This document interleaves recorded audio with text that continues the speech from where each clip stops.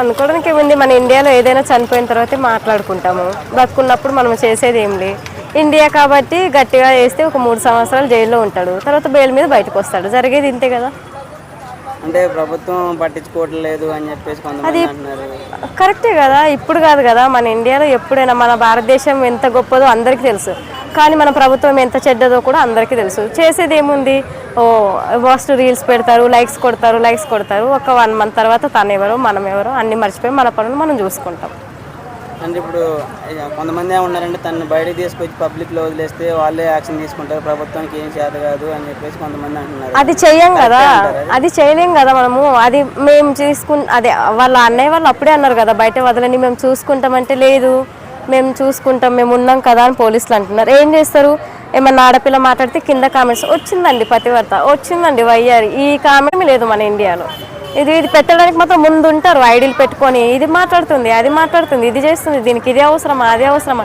Okay, ఆడదానికి అవసరమా లేదని పక్కన పెడితే, ఒక ఆడదానికి అన్యాయం చేసినప్పుడు మనం ఏం చేస్తున్నాం, యూత్ అనేది కూడా చూసుకోవాలి కదా, మన ఇండియా అయినా యూత్ అయినా ఎవరైనా సరే. అది అంటే తను చనిపోవడానికి, అతను చంపడానికి కారణం వాళ్ళ అమ్మాయి ప్రేరేపించింది అతన్ని అని చెప్పేసి అంటున్నారు కదా.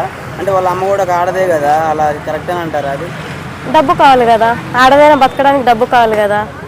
ఈయన లవ్ మ్యారేజ్ చేసుకున్నాడు, మరి లవ్ మ్యారేజ్ చేసుకున్నప్పుడు కట్నం రాదన్న మినిమం కామన్ సెన్స్ ఆయనకు ఉండాలి కదా. ఇప్పుడు తన మీద కోపంతో చంపిండంటే ఒక విధంగా ఉంటుంది, తను ప్రెగ్నెంట్, లవ్ మ్యారేజ్ చేసుకుంటూ అది కట్నం రాదని తన ముందే తెలుసు కదా, అయినా కానీ ఇలా చేయడం కరెక్ట్, ఎంతవరకు కరెక్ట్ అంటారు? ఇప్పుడు ఆయనకు కావాల్సింది డబ్బు అంతే, కాబట్టి తనకి వాళ్ళ అమ్మ నాన్నలు చెప్పారు కాబట్టి ఆయన చంపాడంట. ఇంకో ఆవిడనే చేసుకుంటాడు, ఇంకో చంపుతాం మనం, ఇంకో 1 మంత్ లైక్స్ కొడతాం, వదిలేస్తాం. అంటే అతనికి శిక్ష ఏ విధంగా పడాలంటారు మీరు? ఇప్పుడు తనని ఎట్లా చంపాడో వాళ్ళని వదిలేస్తే, వాళ్ళ అన్నయ్య వాళ్ళు అంటున్నారు కదా, మేము చంపేస్తాం, మేము జైలుకి వెళ్తాం, మేము బయటకు వస్తాం అంటున్నారు కదా. అయితే రోడ్డు మీద తెచ్చి ఊరేసేయాలి, లేదా వాళ్ళని వదిలిపెట్టేయాలి. అంతేగాని మేము జైల్లో పెడతాం, 3 పూటలు భోజనం పెడతాం, 3 సంవత్సరాల తర్వాత వదిలేస్తామంటే వాడిని చూసి ఇంకొకడు, ఇంకోని చూసి ఇంకోడు, ఇలా తయారైన తప్ప ఏం లేదు ఇంకా. అంటే ఇప్పుడు తను చనిపోయిన తర్వాత వాళ్ళ అన్నయ్య వాళ్ళు మేము చంపుతాం అన్నారు. అంతకుముందు ఆమె స్ట్రగుల్ అయింది, వాళ్ళ అన్నయ్య వాళ్ళకి చెప్పే ఉంటుంది కదా, అప్పుడు ఎందుకు వాళ్ళు రియాక్ట్ అవ్వలేదు అంటారు? తను చెప్పలేదని కొందరు అంటున్నారు. అదే కదా, మనకు కరెక్ట్గా తెలిస్తే తను చెప్పింది అని కొందరు అంటున్నారు, చెప్పలేదు అని కొందరు అంటున్నారు.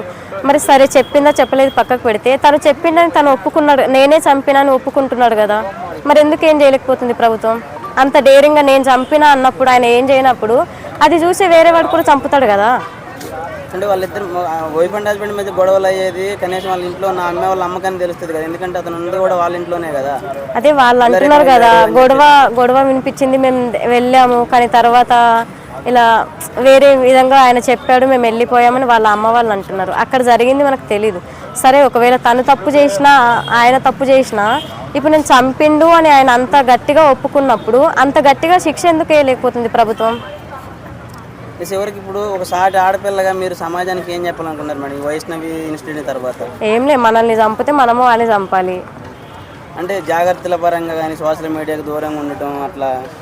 ఇప్పుడు చనిపోయిన ఆవిడ వచ్చి అయితే చంపదు, చంపిన వాడిని.